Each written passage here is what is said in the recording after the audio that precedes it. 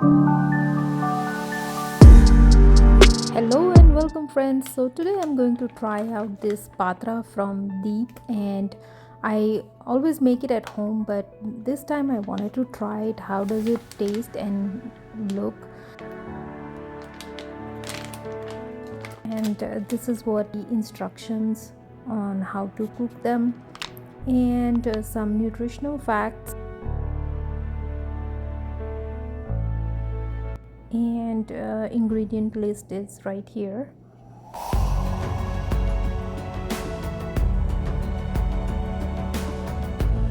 So now let's open the package and see how it looks like.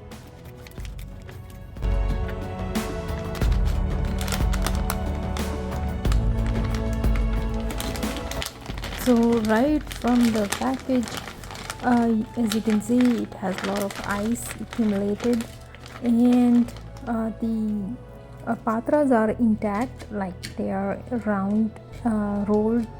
But let's see when we cook how does it behave. So let's cook them. You can also microwave them or defrost them before grilling, but I'm just going to grill directly into the pan. So I'm going to heat 2 teaspoons of oil. Now let's cook them. So you can just place it like this, or I just added all of them all together, and then I'm just going to gently stir it so that I don't break them. And once they are nicely cooked on both sides, I'm going to transfer it to the plate. So they are nicely grilled on both sides, and I'm going to serve them.